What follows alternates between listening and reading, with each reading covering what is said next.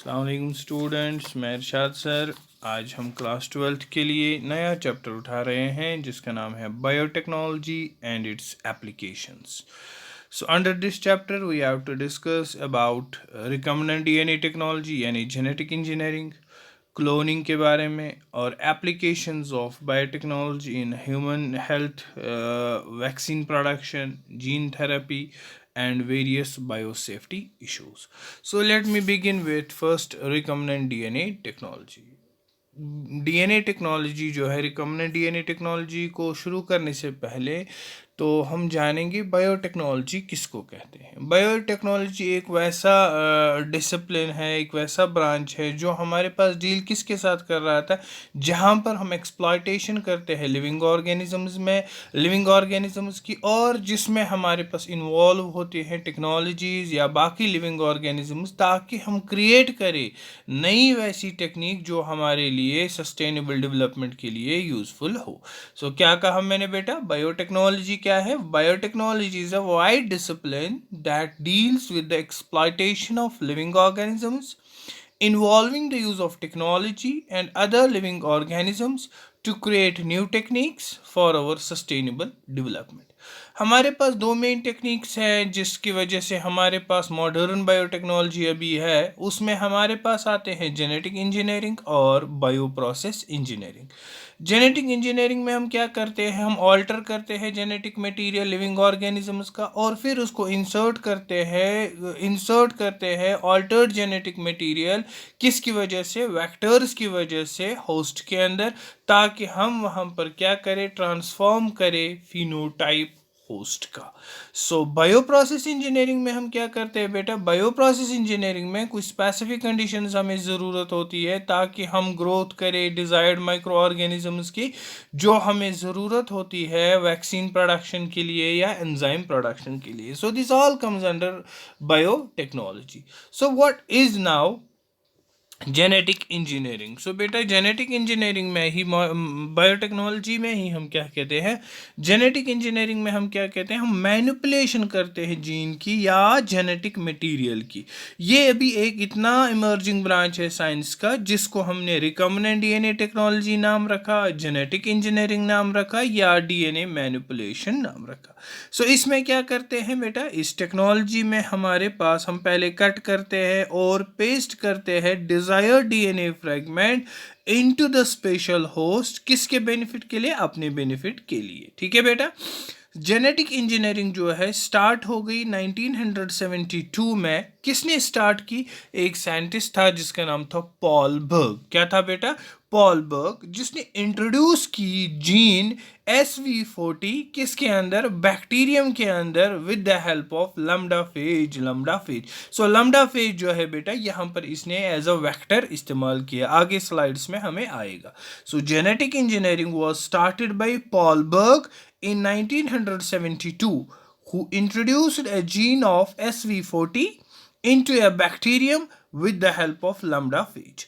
और बर्ग जो है इसको नोबेल प्राइज मिला 1980 में, और इसको माना जाता है, अभी कंसिडर किया जाता है फादर ऑफ जेनेटिक इंजीनियरिंग।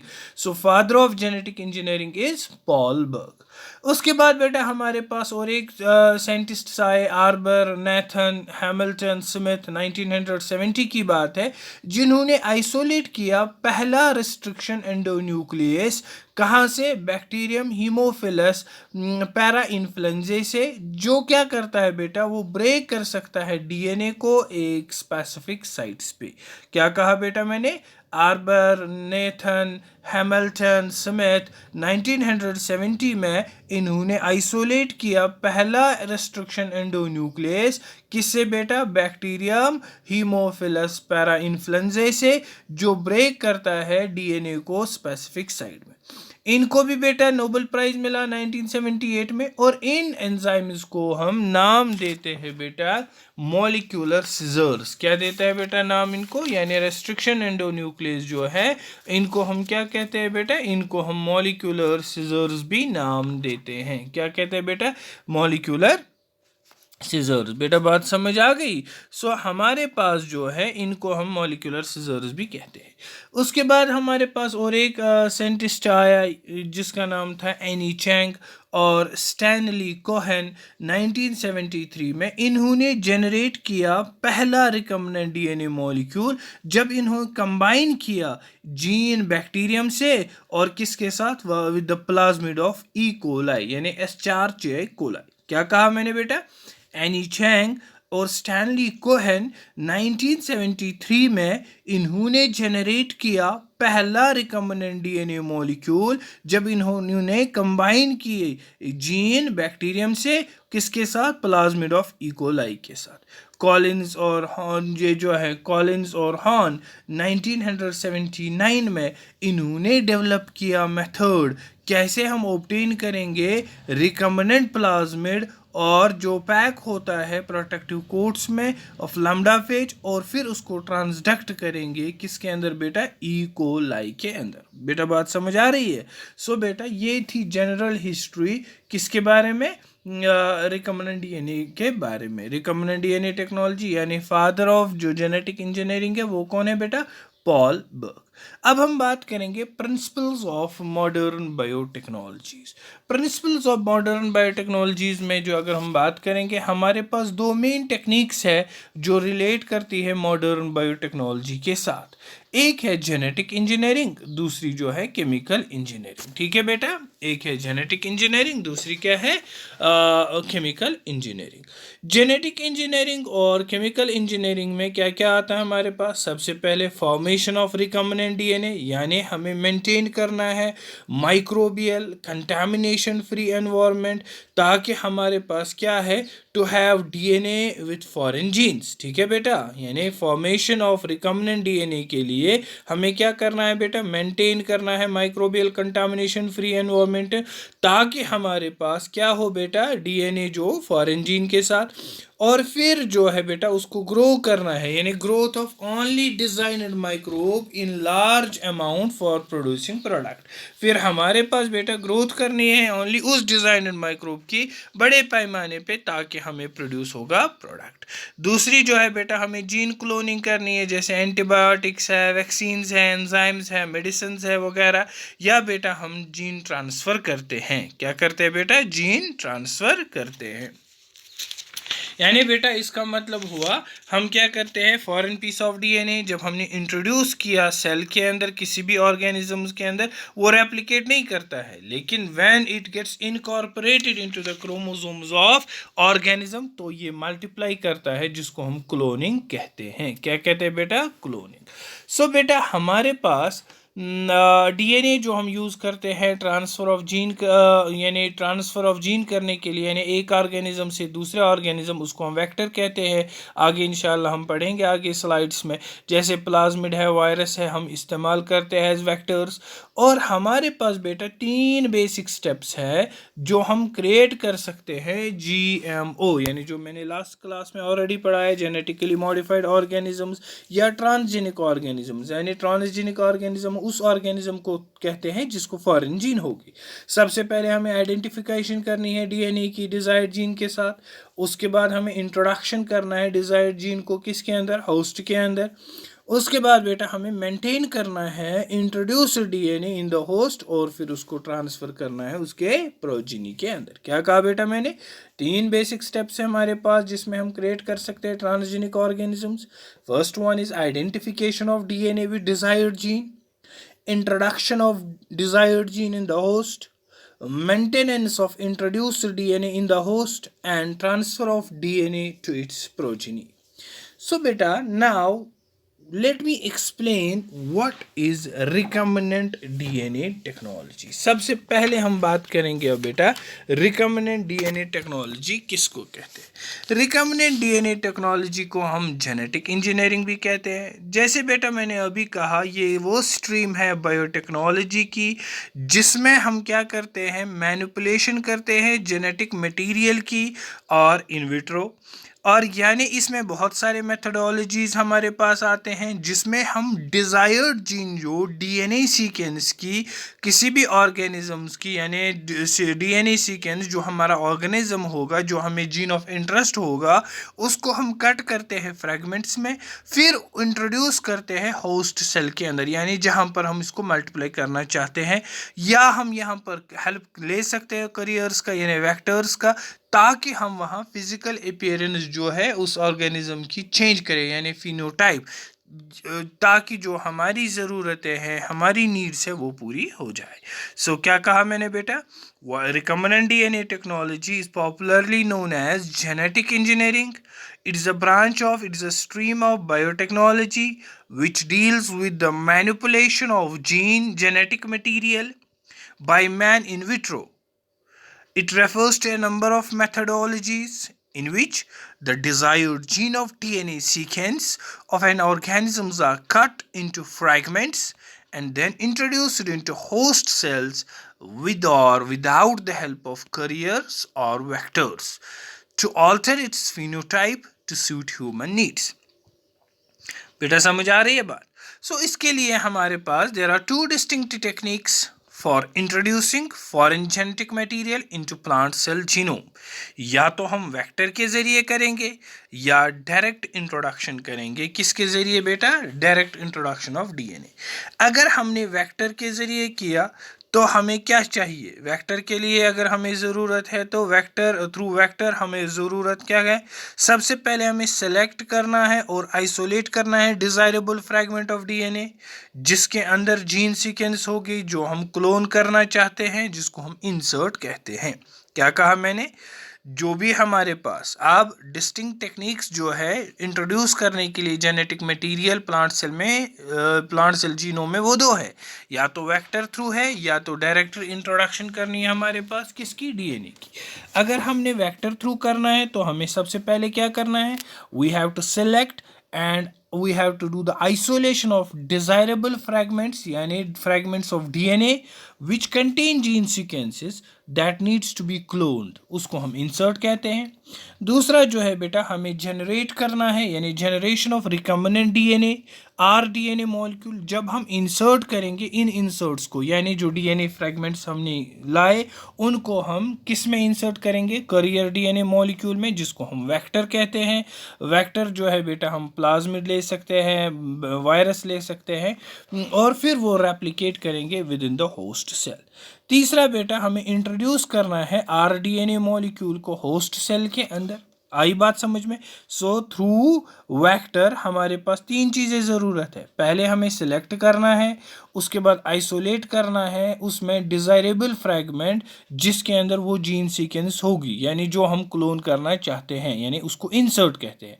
उसके बाद हम आरडीएनए को जनरेट करेंगे। कैसे? जब हम आरडीएनए मॉलिक्यूल को यानी आरडीएनए कैसे बनेगा? जब हम इंसर्ट करेंगे इन डीएनए फ्रैगमेंट्स को करियर डीएनए मॉलिक्यूल के अंदर यानी जिसको हम वेक्टर कहते हैं। तीसरा बेटा हमें इंट्रोड्यूस करना है आरडीएनए मॉलिक्यूल को किसके अंदर? होस्ट सेल के अंदर। और दूसरा मेथड जो है बेटा that is through direct introduction of DNA. Through direct introduction of DNA में हमारे पास क्या क्या चाहिए? डायरेक्ट इंट्रोडक्शन ऑफ डीएनए में हमारे पास क्या क्या चाहिए बेटा? हमारे पास उसमें एक तो को कल्टिवेशन यानी हमें कल्चर करना है, कल्चरिंग करनी है रेसिपिएंट प्रोटोप्लास्ट की विथ प्योरीफाइड डीएनए। और दूसरा जो है हमारे पास इलेक्ट्रोपोरेशन। इलेक्ट्रोपोरेशन मींस एप्लीकेशन करनी है यानी application of electric impulse to change the porosity of protoplasm so that they directly imbibe the purified DNA. तीसरा जो है बेटा माइक्रो इंजेक्शन। माइक्रो इंजेक्शन में हमारे पास डायरेक्ट इंजेक्ट करना है DNA fragment with the help of micro pipette. So बेटा अगर हमें डायरेक्ट इंट्रोडक्शन करनी है डीएनए तो कैसे करेंगे? को कल्टिवेशन के जरिए, इलेक्ट्रोपोरेशन के जरिए या माइक्रो इंजेक्शन के जरिए। ठीक है बेटा, बात समझ आई। So what is now recombinant DNA technology?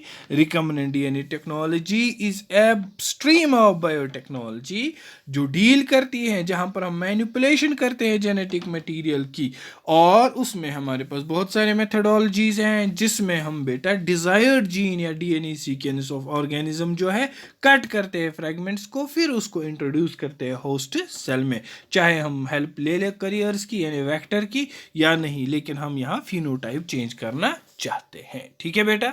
Next जो है बेटा, क्या गोल्स हैं हमारे पास रिकम्बिनेंट डीएनए टेक्नोलॉजी, यानी अगर हम आरडीएनए बनाते हैं उससे हमारे पास क्या मिलेगा?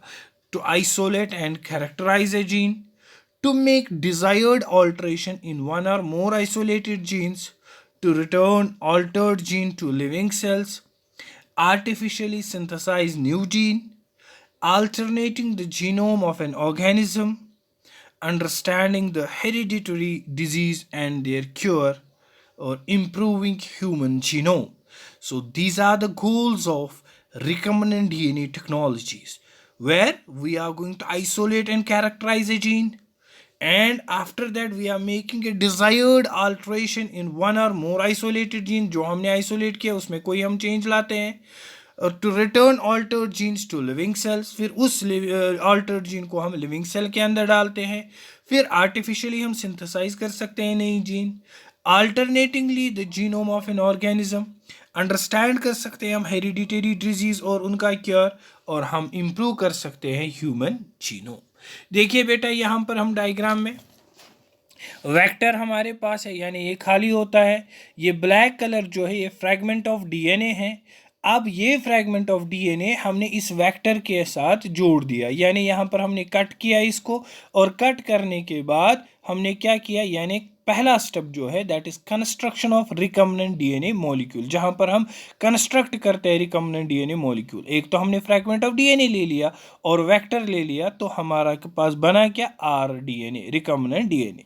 उसके बाद बेटा हमें ट्रांसपोर्ट करना है इसको इनटू होस्ट सेल, यानी हमने बैक्टीरियम ले लिया, यानी जो खाली बैक्टीरियम था उसके अंदर हमने ट्रांसपोर्ट किया, क्या किया बेटा, bacterium carrying recombinant DNA molecule, और उसको फिर छोड़ दिया हमने मल्टीप्लिकेशन के लिए, यानी जब हमने इसको किसी वेक्टर के अंदर डाला तभी तो ये मल्टीप्लाई हो जाएगा। तो यहाँ पर क्या हो रहा है, मल्टीप्लिकेशन हो रही है आरडीएनए मॉलिक्यूल की।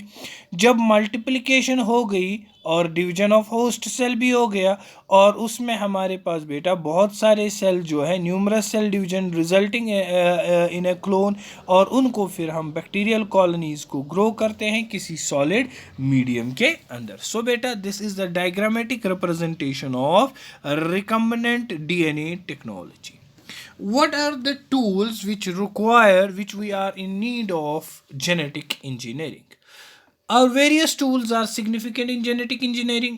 We are in need of enzymes, vectors, competent hosts. So under enzymes, how many enzymes we require? First one we require, that is called lysing enzymes. Lysing enzymes क्या करते हैं बेटा, enzymes जो use करते हैं open करने में cell को ताकि हम वहां से डीएनए मिले, उनको हम लाइसिंग एंजाइम्स कहते हैं। क्या कहा मैंने, enzymes which are used to open the cell to get DNA are lysing enzymes. Lysing enzymes में हमारे पास है लाइसोजाइम। लाइसोजाइम जो है बेटा डिसॉल्व करता है बैक्टीरियल सेल वॉल। सेलुलेस जो है प्लांट सेल वॉल के लिए इस्तेमाल हो जाता है, और काइटिनेस जो है बेटा फंगल सेल्स को डिसॉल्व करता है सेल वॉल। ठीक है बेटा। सो फर्स्ट एंजाइम जो हमें ज़रूरत लगता है उसको हम कहते हैं लाइसिंग एंजाइम। दूसरा एंजाइम जो है बेटा उनको हम कहते हैं न्यूक्लियस एंजाइम। न्यूक्लियस एंजाइम जो है बेटा हमें यूज होते हैं कट करने के लिए nucleic acid in genetic engineering. किसमें बेटा, ये हमें कट करने में इस्तेमाल लगते हैं। किसको बेटा, न्यूक्लिक एसिड्स को। किसमें, जेनेटिक इंजीनियरिंग में। सो इसमें हमारे पास अलग अलग टाइप्स है। एक जो है exonuclease, endonuclease, restriction endonuclease. Exonuclease क्या करता है बेटा? Exonuclease removes nucleotides from terminal and of DNA in one strand. क्या कहा मैंने बेटा? एक्सोन्यूक्लियस जो है रिमूव करता है न्यूक्लियोटाइड्स कहाँ से? टर्मिनल एंड जो डीएनए का है एक स्ट्रैंड के अंदर।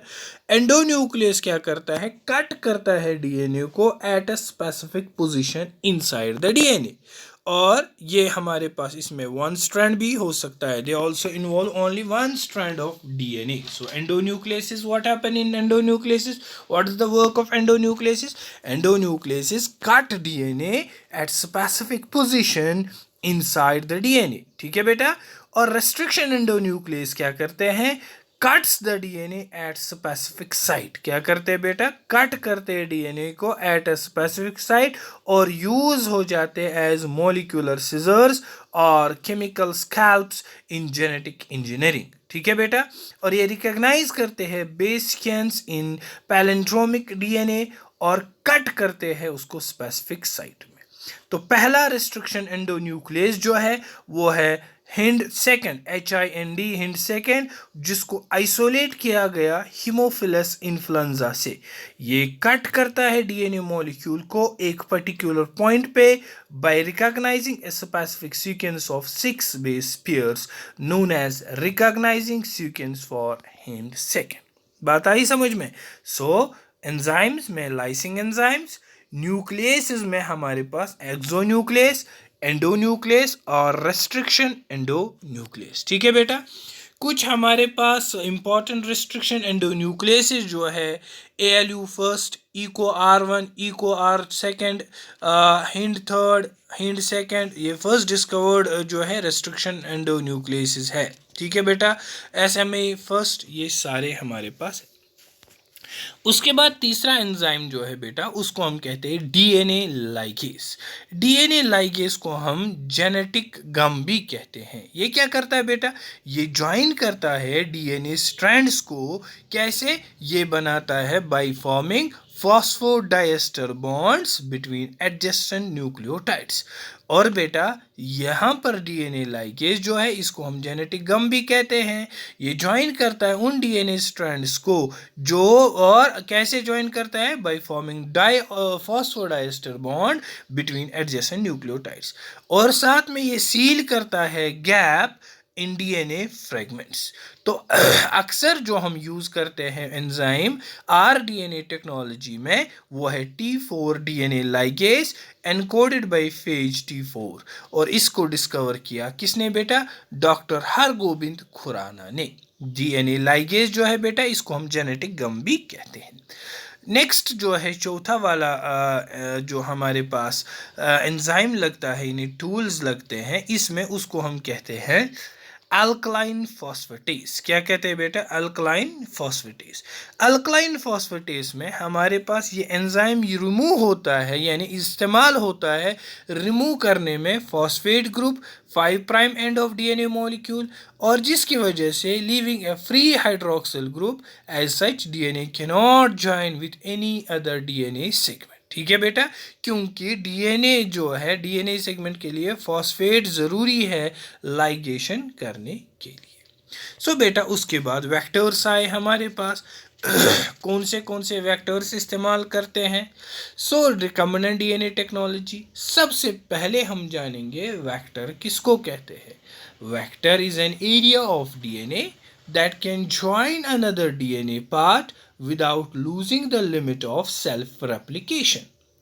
Or vector should be capable of replicating in an host cell, and it should have a convenient recombinant restriction endonuclease sites for inserting DNA of interest. It should have a selectable marker to indicate which host cell received a recombinant DNA molecule. It should be small and easy to isolate. So बेटा vector क्या है? Vector वो area है DNA का जो join कर सकता है दूसरे डीएनए पार्ट को, लेकिन लूज नहीं करेगा लिमिट अपनी सेल्फ रेप्लिकेशन की।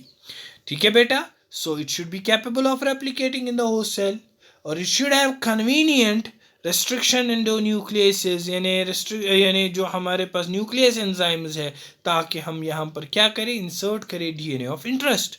इसमें सेलेक्टेबल मार्कर भी होने चाहिए ताकि हम इंडिकेट करें कौन सा होस्ट सेल रिसीव किया रिकम्बिनेंट डीएनए मॉलिक्यूल में, और ये स्मॉल भी होना चाहिए और इजीली हम आइसोलेट भी करने चाहिए।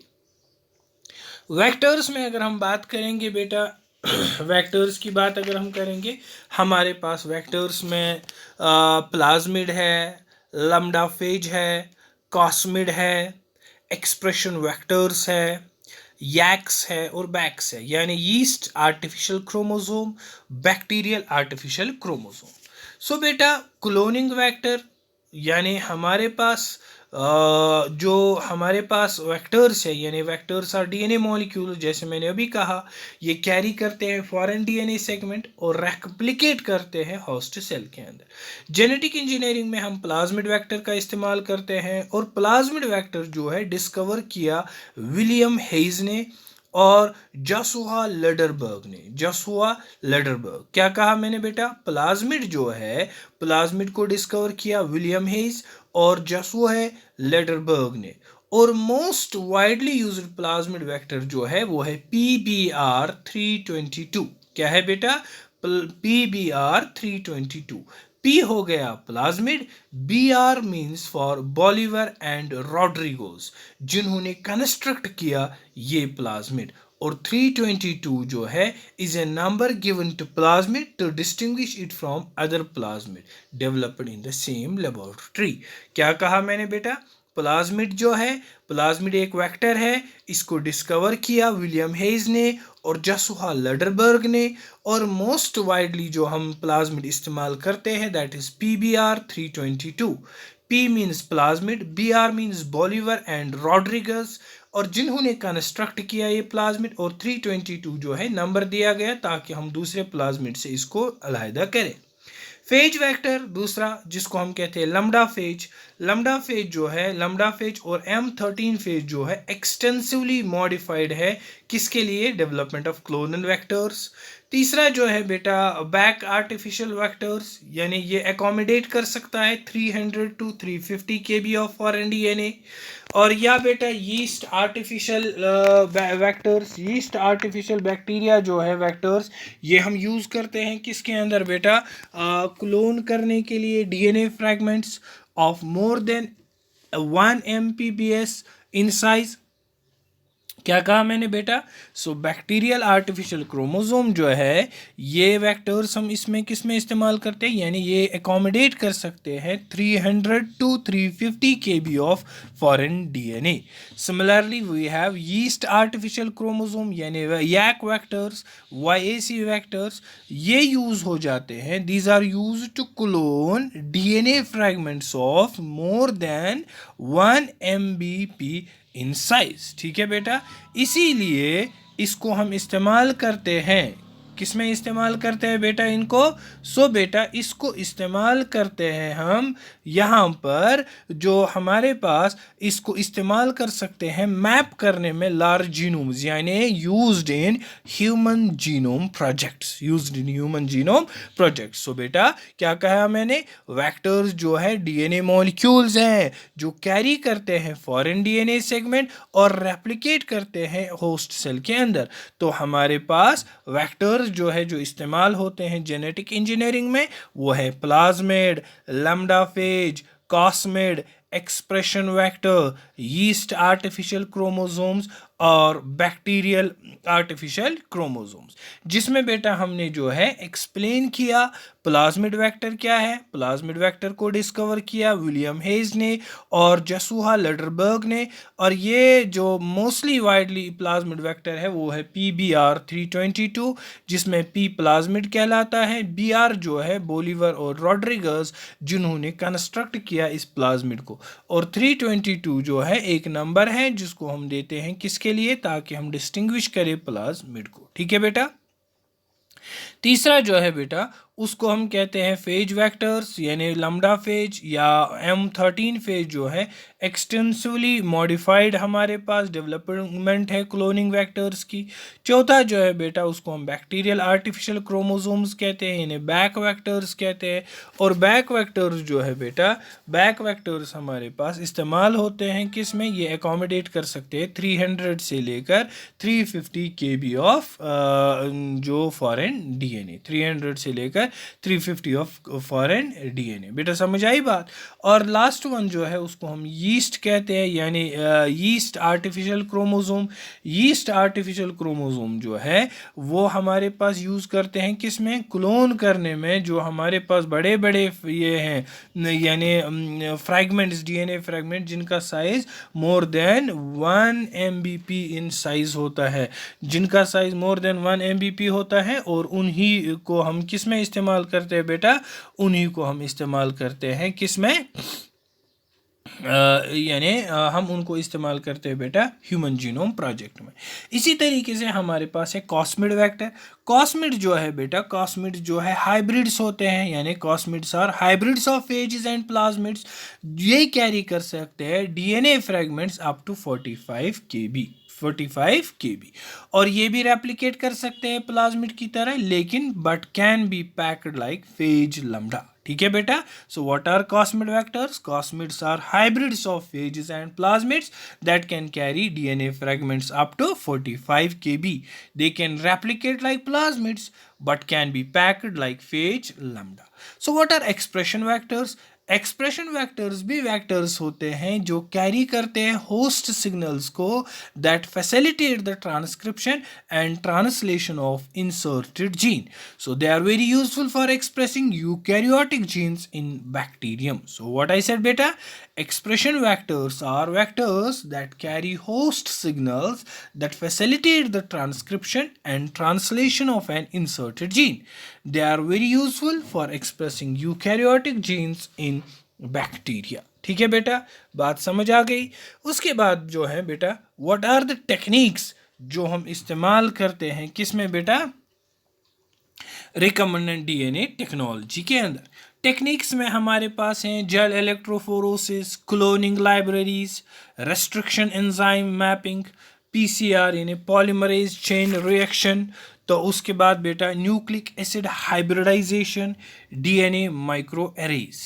तो क्या है टेक्निक्स बेटा, gel electrophoresis, cloning libraries, restriction enzyme mapping, PCR यानी polymerase chain reaction is a process by which multiple copies of desired genes are synthesized in vitro.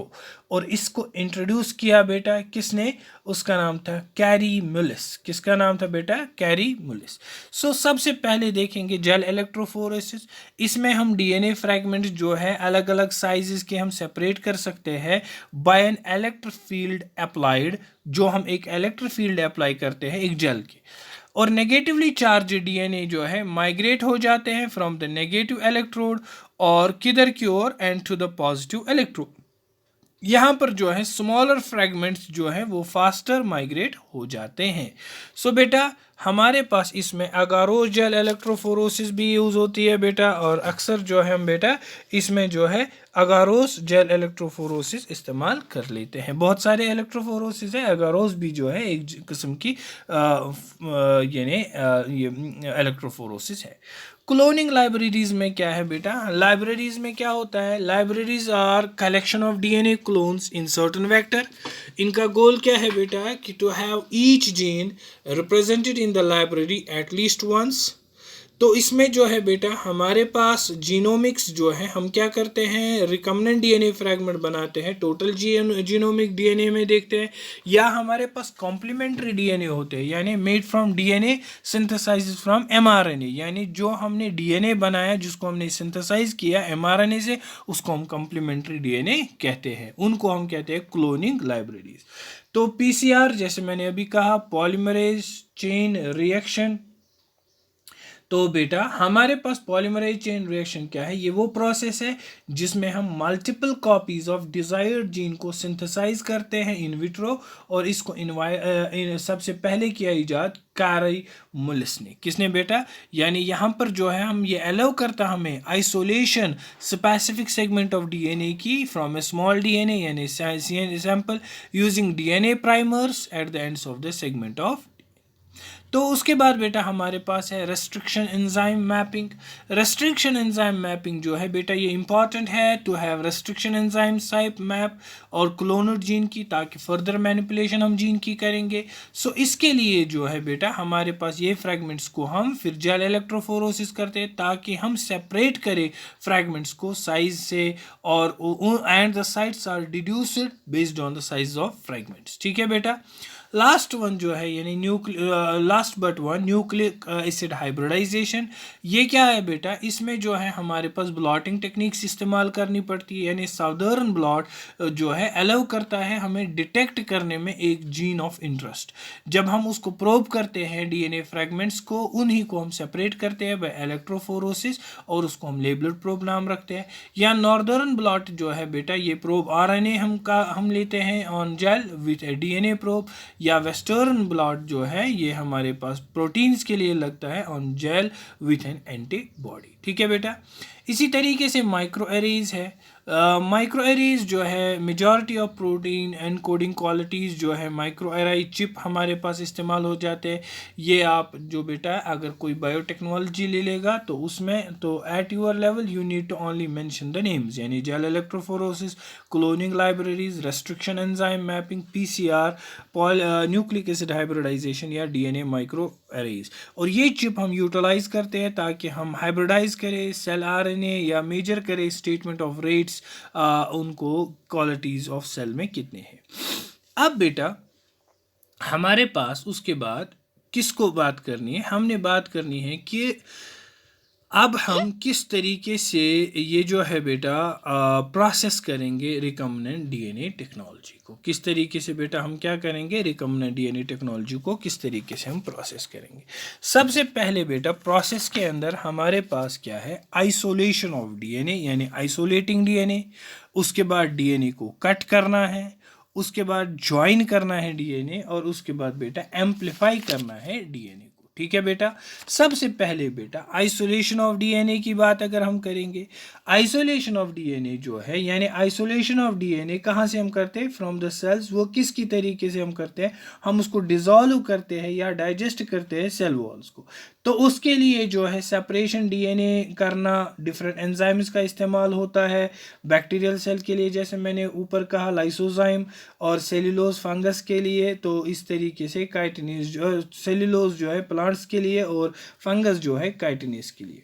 So DNA जो है बेटा ये कॉम्प्लेक्स्ड होता है हिस्टोन प्रोटीन्स के साथ और आरएनएज के साथ, और आरएनए को रिमूव किया जाता है जब इसको ट्रीट किया जाता है राइबोन्यूक्लियस के साथ, और प्रोटीन्स को प्रोटीएस के साथ। उसके बाद हमें प्यूरिफाइड डीएनए जो है प्रेसिपिटेट करते हैं, जब हम उसको क्या करते हैं, एडिशनली हम उसको चिल करने के लिए इथेनॉल डालते हैं। उसके बाद बेटा हम कट करते हैं, यानी डीएनए जो है purified DNA is cut by using restriction endonuclease. So restriction endonuclease को हम मॉलिक्यूलर सिजर्स भी कहते हैं। और cut DNA segments and vectors are joined by DNA ligase and recombinant DNA is form. बात आई समझ बेटा। तीसरा जो है बेटा रेस्ट्रिक्शन एंजाइम्स हम इस्तेमाल करते हैं। देखिए किस तरीके से बेटा हमारे पास यहाँ पर हमने कट किया, special sequence class of sequence हमने ले ली जो बैक्टीरियाज के अंदर देखा, और हमने फिर देखा कहाँ पे हमें कट करना है डीएनए को, और उसके बाद बेटा कट्स हमने आ गए इजीली यानी स्टिकी एंड। तो उसके बाद हम ज्वाइन करेंगे डीएनएज को। देखिए बेटा ये ग्रीन कलर जो है ये फॉरेन डीएनए है, यहाँ पर जो है हमने क्लीव किया, उसके बाद यहाँ क्लीव ने जहाँ हमने कट किया उसके अंदर हम फॉरेन डीएनए करेंगे, यानी फॉरेन डीएनए डालेंगे जिसको हम एनीलिंग कहते हैं। एनीलिंग के बाद बेटा उसको ज्वाइन करने के बाद हमारे पास लाइगेसिस का इस्तेमाल होता है, और एट द एंड हमारे पास प्लाज्मिड बन गया, यानी प्लाज्मिड हमारे पास आरडीएनए बन गया। ठीक है बेटा। उसके बाद बेटा हम एम्पलीफाई करेंगे, यानी एम्पलीफिकेशन ऑफ डिज़ायर्ड जीन या जीन ऑफ इंटरेस्ट, वो हम किस तरीके से करते हैं बेटा, वो हम करते हैं यूजिंग RDNA। कैसे करते हैं, यानी using PCR। So transformation of recombinant DNA into bacterial host strain, और सेल्स को हम ट्रीट करते हैं कैल्शियम क्लोराइड से, और DNA को भी ऐड किया जाता है। सेल्स को हम हीट का शॉक देते हैं, और DNA जो है बेटा सेल्स के अंदर जाता है, unknown mechanism. Once in a cell recombinant DNA जो है बेटा रेप्लिकेट हो जाता है। जब सेल डिवाइड हो जाती है, रेप्लिकेटेड रिकम्बिनेंट मॉलिक्यूल जो है दोनों जगह, यानी डॉटर सेल्स में भी होता है और फिर डिवाइड हो जाता है। इस तरीके से DNA एम्पलीफाई हो जाता है। देखिए बेटा यहाँ पर मैं दिखा रहा हूँ किस तरीके से हमने ऑल्टर क्लीवेज किया, ट्रांसफॉर्म किया बैक्टीरिया को, रेप्लिकेशन की, फिर बेटा सेल डिवीजन हो गई। इन तीनों चीज़ों को हम क्या कहते हैं बेटा, एम्पलीफिकेशन। क्या कहते हैं बेटा, एम्पलीफिकेशन। उसके बाद बेटा हम क्या करेंगे, हम इंसर्ट करेंगे रिकम्बिनेंट DNA को होस्ट सेल के अंदर, यानी वेक्टर DNA या प्लाज्मिड जो है बेटा हम ले लेंगे, और प्लाज्मिड यानी प्लाज्मिड DNA, फॉरेन DNA के जो जीन ऑफ इंटरेस्ट इसको होगा उसको हम रेस्ट्रिक्शन एंडोन्यूक्लियस से कट करेंगे, तो ताकि हमारे पास प्रोड्यूस क्या होगा बेटा, कंप्लीमेंट्री स्टिकी एंड, और इस प्रोसेस को हम रेस्ट्रिक्शन डाइजेशन कहते हैं। लेकिन ये हम सारा किस तरीके से करेंगे बेटा, ये हमारे पास DNA लाइगेज से करेंगे। और जब हमारे पास बेटा, जो मैंने पिछले स्लाइड्स में दिखाया, यहाँ पर देखो बेटा, with the help of DNA ligase enzyme complementary sticky and जो दो DNA का ज्वाइन होता है, और इस प्रोसेस को हम इनीलिंग कहते हैं। क्या कहते हैं, और प्रोड्यूस क्या करता है बेटा, रिकम्बिनेंट DNA। क्या करता है बेटा, रिकम्बिनेंट DNA, यानी DNA लाइगेज एंजाइम जो है ज्वाइन करता है दो स्ट्रैंड्स ऑफ DNA को, किस तरीके से, जब वो फॉस्फोडाइस्टर बॉन्ड बनाता है। तो इसका मतलब रिकम्बिनेंट DNA को फिर इंसर्ट करते हैं हम होस्ट सेल के अंदर, जैसे बैक्टीरिया है, ताकि वहाँ पर क्या हो जाए, ट्रांसफॉर्मेशन। ट्रांसफॉर्मेशन जैसे मैंने कहा हम यूज़ करेंगे उसको कैल्शियम क्लोराइड सोल्यूशन से। So if the recombinant DNA bearing gene is resistant to antibiotic, जैसे एम्प्लिसिलिन है, उसको फिर ट्रांसफ़र करेंगे किस में बेटा, इकोलाई के अंदर। ठीक है बेटा। लास्ट में बेटा हमारे पास क्या मिलेगा, हमारे पास ऑब्टेन हो जाएगा, यानी हमारे पास फॉरेन जीन प्रोडक्ट मिलेगा, यानी जो हमारी अल्टीमेट एम होती है।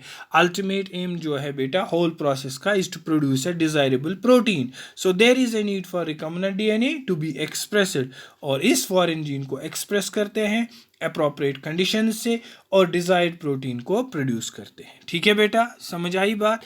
सो अगर हम बात करेंगे अब इनके एप्लीकेशंस की, यानी एप्लीकेशंस की, रिकम्बिनेंट DNA की एप्लीकेशंस क्या है बेटा। एप्लीकेशन पार्ट में अगर हम देखेंगे, एग्रीकल्चर में इनकी जो है इम्पोर्टेंस है, जहाँ पर हम ग्रो क्रॉप्स करते हैं अपनी चॉइस के, यानी जेनेटिकली मॉडिफाइड फूड्स हम ये प्रोड्यूस कर सकते हैं। फार्माकोलॉजीज़ में या मेडिसिन्स में हम इस्तेमाल कर सकते हैं। ठीक है बेटा, तो नेक्स्ट क्लास में इंशाल्लाह आगे बात करेंगे। टिल देन अस्सलाम वालेकुम।